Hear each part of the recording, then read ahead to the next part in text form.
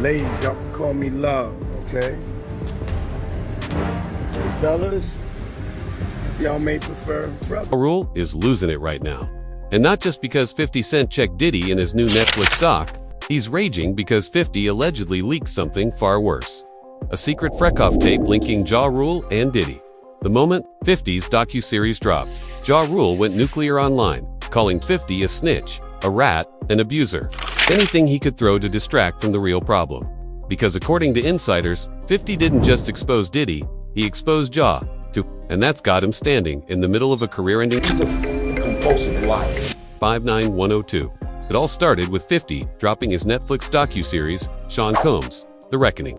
Now 50 went all out, securing his hands-on never-before-seen footage of Combs and testimonies from Diddy's Inner Circle. Exclusive video obtained by Netflix shows Combs debating with his lawyers about strategy. Listen to me, I'm gonna get off the phone right now, and I am gonna let you professionals look at the situation and come back to me with a solution. I feel like I need to wash, like I'm dirt. That was, it should show you. Fans love 54 checking Diddy like that. But Ja Rule? He wasn't happy. Instead, he was pissed, and he made sure to let 50 and the internet know all about it on social media. For starters, he called 50 a snitch, saying Endman, always telling on somebody. Old dry snitch ass Endman. You rat, always have been, always will. Be a rat. Used car salesman, suit-wearing field goal, nose having Herman Monster head. In another tweet, he questioned 50's motives for making the documentary in the first place. Let's be real. That Endman to gaff about the victims. We all know why he did the doc. Herman's a cancer to the culture. If he cares so much, then donate the profits to charities for Lance. Even after all that, Ja still wasn't done. For his next move, he dug up 50's violent past, writing, Herman Mins, no different. Allegedly, along with a news article taking about how 50 attacked his baby mama, Daff and Joy, in 2013, he also called out the public's double standard. It's cool when you do it. It's a problem when I do it. Be Herman an abuser, too.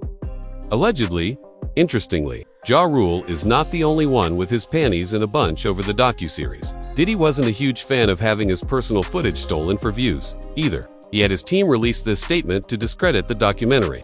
Netflix is plainly desperate to sensationalize every minute of Mr. Combs' life without regard for truth in order to capitalize on a never-ending media frenzy. If Netflix cared about truth or about Mr. Combs' legal rights, it would not be ripping private footage out of context, including conversations with his lawyers that were never intended for public viewing. Apparently, he also tried to have the entire thing pulled from Netflix right before its release. Now, Diddy trying to get the footage removed makes a lot of sense.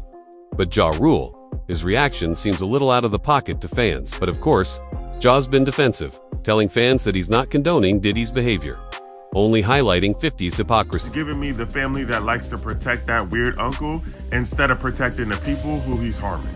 Ja Rule took to the internet to say this about 50 Cent, calling him a snitch. I just think it's weird that you feel like this is snitching. It's like y'all do know that if he didn't do these horrible things that there would be nothing to talk about. And this is what I'm saying. It very much is given that a lot of y'all was at the Diddy party doing what the Diddy Diddler was doing, and now y'all are upset because it's all coming out. But newsflash, no one's buying it. Fans suspect something else. And here's the kicker. Everyone might be on the right track. According to sources close to Ja, he's actually losing it because there's an industry-shattering freak-off tape going around starring him and Diddy. Turns out, Ja was one of Diddy's boy toys and 50's got the receipts. So Ja's crash out over the documentary. It's actually because he's going crazy worrying about 50 is going to release next. And no, it's not exactly the craziest allegation out there because Diddy's right-hand man, Gene Deal, spilled the tea about Ja and Diddy going at it in the bedroom a long time ago. He once saw Diddy buy plugs from a store. Interview.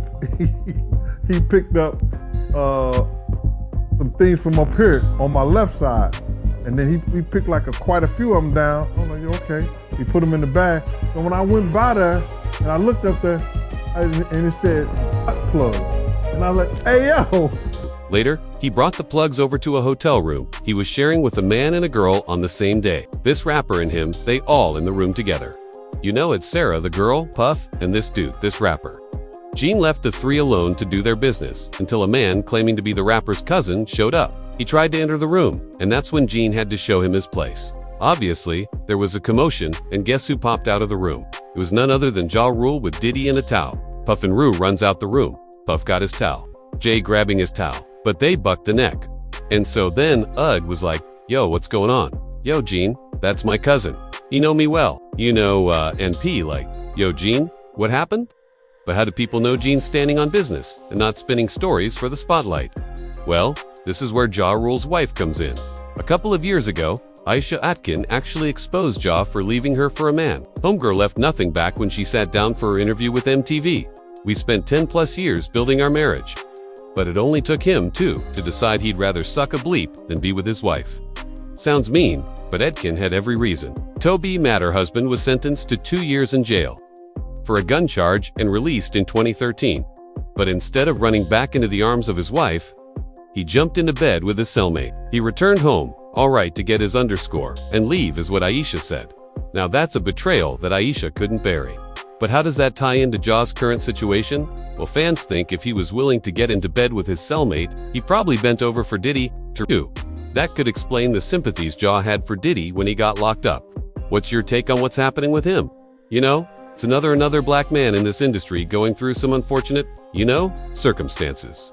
And so, I wish him luck as well with everything he's going. Honestly, between Ja blasting 54x Bassine Diddy and him sympathizing with the music mogul, fans are fully convinced the two of them had something going on. One person wrote, "He def took you shopping."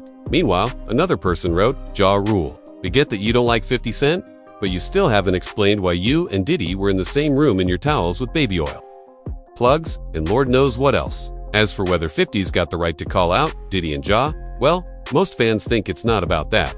And I keep seeing a lot of people say that 50 Cent is Diddy in a different font. And listen, I'm not here to say that 50 Cent is the best person in the world. That is not what I'm saying. But what I am saying is that if 50 Cent were really that bad, someone would go ahead and produce a documentary like the one he produced about Denny. And that's why, at the end of the day, Ja Rule can call 50 every name in the book. But the internet isn't buying it. It's clear that he's terrified that 50's doc is only the beginning.